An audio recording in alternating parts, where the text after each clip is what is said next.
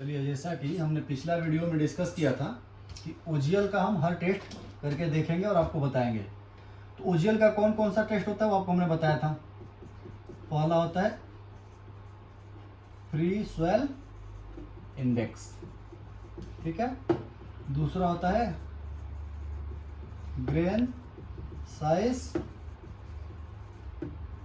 Analysis. तीसरा होता है अटरवर्क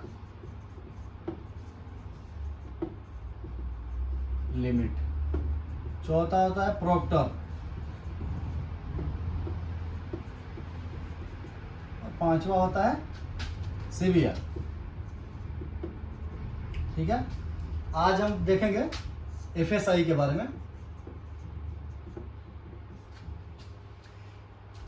कोई भी टेस्ट स्टार्ट करने से पहले फ्री स्वेल इंडेक्स आज हम ये देख रहे हैं, ठीक है।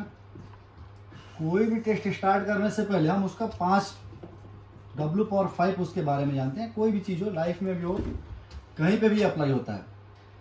वाई, व्हेन, हाउ, हुम, हुज, कैसे भी, मतलब किसी भी चीज़ का। जैसे मान लीजिए हम कर रहे हैं एफएसआई, तो एफएसआई क्यों करते हैं, कब करते हैं, कैसे करते हैं, ठीक ना। ये वाला प्रोसीजर जब फॉलो करेंगे तो हमको ऑटोमेटिक उस टेस्ट के बारे में नॉर्मली पता चल जाएगा, ठीक है।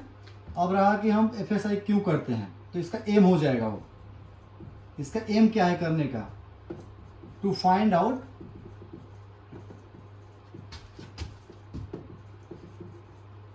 Free swelling value of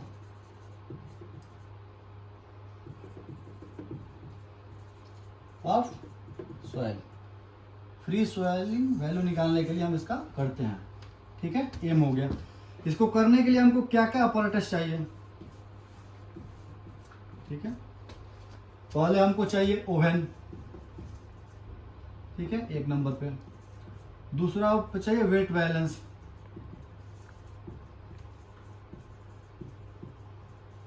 weight balance की एक्यूरेसी कितना चाहिए? 0.01 ग्राम, ठीक है। तीसरा हमको चाहिए बोरोसिल 2 नोस। ये हमको कितना चाहिए? 100 ml वाला, ठीक ना। उसके बाद हमको मान के चलिए कि एम हो गया, अपरेटस हो गया। अब इसका प्रोसीजर क्या है? चौथा इसमें लिख लीजिए 425 माइक्रोन का सीयू, 425 माइक्रोन का सीयू अपरेटस में आ जाएगा, ठीक ना। इसका नेक्स्ट क्या प्रोसीजर, कैसे करते हैं, ठीक है।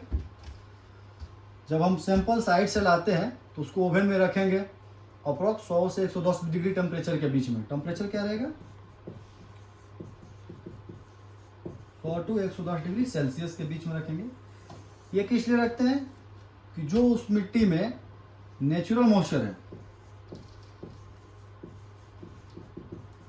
वो निकालने के लिए रखते हैं, ठीक है।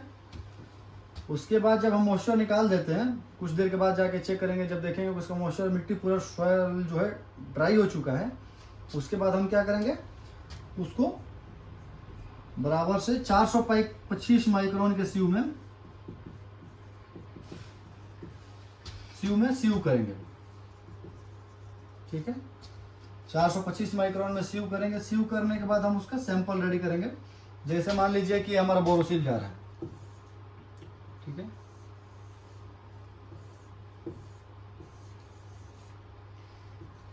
ये हमारा यहाँ से 100 ml का है, तो 100 ml फिल करेंगे। एक में हम क्या करते हैं, डिस्टिलेड वाटर, और दूसरे वाले में क्या करेंगे, केरोसिन, ठीक है। दोनों में फिल कर दिया।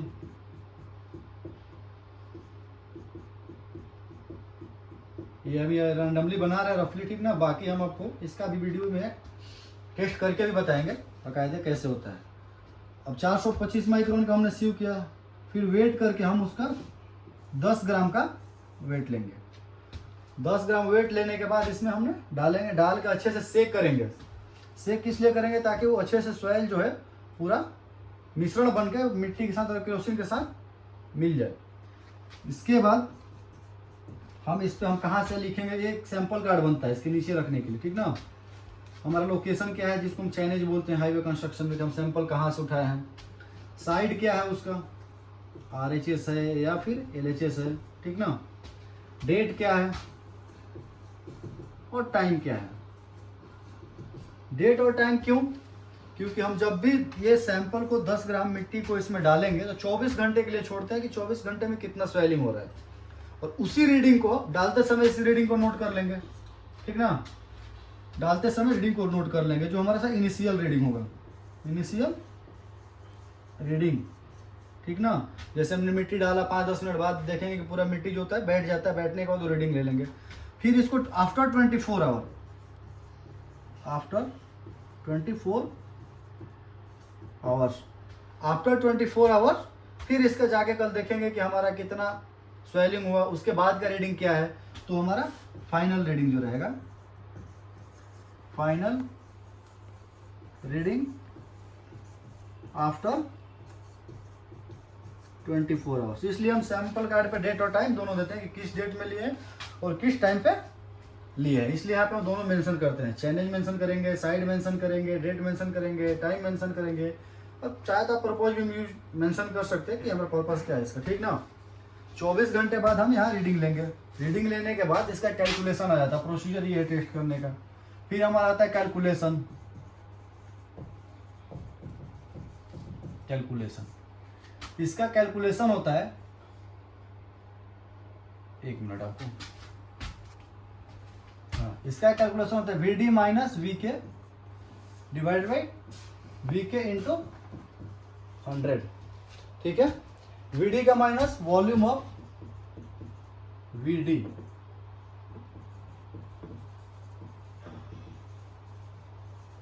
डिस्टिलेड वाटर, ठीक। VK का मतलब वॉल्यूम ऑफ केरोसिन, ठीक ना। फिर यहाँ पे डिवाइड बाई VK हो जाता है, इंटू 100 हो जाता है। तो जो हमारा आएगा वो हमारा रिजल्ट आएगा, कैलकुलेशन के बाद हमारा जो आएगा रिजल्ट आएगा, ठीक ना। लेकिन इसका लिमिट कितना होता है, मैक्सिमम 50%, ठीक ना। अगर इससे ज़्यादा हमारा FSI आ रहा है तो हमारा मिट्टी सॉइल का जो सैंपल है वो फेल है, ठीक है। और इसका chance maximum black cotton soil में होता है, ब्लैक कॉटन सॉइल, ठीक ना। ब्लैक कॉटन सॉइल में क्या होता है, सिल्ट और मड का परसेंटेज ज़्यादा होता है, ग्रेवल और सैंड मटेरियल का परसेंटेज कम होता है। ब्लैक कॉटन सॉइल में क्या होता है, सैंड प्लस ग्रेवल का परसेंटेज जो होता है लेस होता है, कम होता है। और इसमें मड जिसको हम, और यहाँ पे डस्ट जो ज़्यादा स्वेलिंग होता है इसका परसेंटेज मोर होता है, मतलब ज़्यादा होता है, ठीक ना। तो इसलिए ब्लैक कॉटन का जो मिट्टी रहेगा मैक्सिमम उसी का फेल होने का चांस रहता है, ठीक है। इसका ये टेस्ट हमको कहाँ मिलेगा, कहाँ से हम इसको पढ़ सकते हैं, ठीक ना। तो यहाँ पर आपको हम दे दे रहे हैं IS सॉइल का जितना भी टेस्ट है हाईवे कंस्ट्रक्शन के लिए मेनली, वो IS 27-20 पार्ट में मिलेगा आपको, 27-20 पार्ट में, ठीक है। अब 27-20 पार्ट में सॉइल का टेस्ट मिलेगा, लेकिन कौन कौन सा टेस्ट किस किस पार्ट में मिलेगा, तो ये 27-20 का पार्ट 40 में आपको क्या मिलेगा, FSI फ्री सॉइल इंडेक्स, ठीक है। ये हमारा टेस्ट प्रोसीजर हो गया, जो रैंडमली हम लैब में करते हैं जनरली, अपना हिंदी लैंग्वेज में समझिए, इंग्लिश में समझिए, जो समझना एकदम देसी भाषा में। आपको ये पूरा प्रोसीजर है। पहले हमको देखना है कि एम क्या है, ऑपरेटर्स हमको क्या क्या चाहिए, इसका प्रोसीजर क्या है, इसका कैलकुलेशन क्या है, इसका लिमिट क्या है और रिजल्ट क्या आ रहा है, ठीक ना। उसके बाद ये किस IS कोड को फॉलो करते हैं, हम इसको पढ़ने के लिए, देखने के लिए अगर आपको जानना है तो IS कोड के किस पार्ट में है, ठीक ना। बाकी आपको आगे हम करके दिखाते हैं कैसे होगा। रेडी क्या करेंगे, सॉइल को ला के रखेंगे, थोड़ा सा उसको हैमरिंग करेंगे, हैमरिंग करेंगे तब तक हैमरिंग करेंगे थोड़ा सा जब तक वो 425 माइक्रोन के ये जो स्यू है ना, इस पे लिखा हुआ है, हर स्यू पे IS मार्किंग में लिखा रहता है 425 माइक्रोन। 425 माइक्रोन के स्यू से स्यू करेंगे। स्यू करने के बाद लगभग ऐसा हमको मटेरियल मिलेगा, इस टाइप का इतना पतला मटेरियल मिलेगा। ये पेन है, पेन में स्यू करेंगे। स्यू करने के बाद हम 10 ग्राम का सैंपल लेंगे। सैंपल को 10-10 ग्राम जैसा कि देखा है आपने, हमने ये सैंपल लेके पहले से रखा है कि वीडियो ज़्यादा लंबा ना हो, ठीक ना। फिर बोरोसिल में, एक बोरोसिल में डिस्टिलेड वाटर भरेंगे।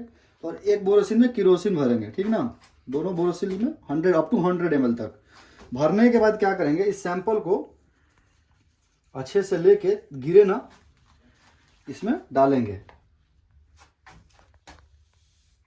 डाल दिए। उसको डाल के फिर ये वाला दूसरा सैंपल को केरोसिन में डालेंगे, ठीक है। डाल के फिर इसको अच्छे से सेक करेंगे ताकि ये जो सैंपल है ना अच्छे से मिश्रण हो जाए,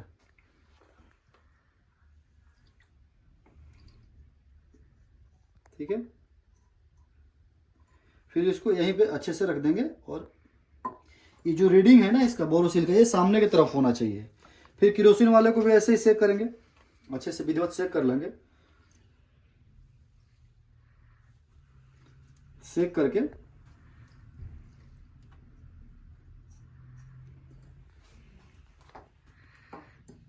एक सैंपल कार्ड बनाएंगे वहां पे, जो हम लिखेंगे कि कौन सा मटेरियल है, किस चैनल से, डेट क्या है, टाइम क्या है, ठीक ना।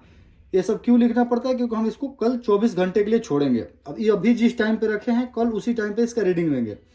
तो अभी जो रीडिंग लेंगे, रीडिंग कब लेंगे, जब ये जो हमारा पूरा सैंपल जो इसमें मिला हुआ जाके नीचे बैठ जाएगा, 10 मिनट में बैठ जाता है लगभग, तब उसका हम इनिशियल रीडिंग लेंगे। फिर हम कल जाके 24 घंटे बाद इसी टाइम पे फिर इसका फाइनल रीडिंग लेंगे, देखते हैं कि इसका वॉल्यूम कितना इंक्रीज हुआ है, मतलब ये कितना स्वेल हुआ है। फिर वही वाला अपना फार्मूला अप्लाई करेंगे कि volume of distilled water minus volume of kerosene divided by volume of kerosene into 100। वो करने के बाद जो भी हमारा रिजल्ट आएगा, जो भी हमारा कैलकुलेशन करने के बाद डिजिट आएगा, वो हमारा रिजल्ट होता है। वो लिमिट इसका मैक्सिमम 50% है, 50% से ज़्यादा नहीं होना चाहिए। ये रहा हमारा सिंपल सोबर सा टेस्ट है, बहुत इजी टेस्ट है, बस इतना ही। बाकी अगला टेस्ट हम आपको अगले वीडियो में डालेंगे।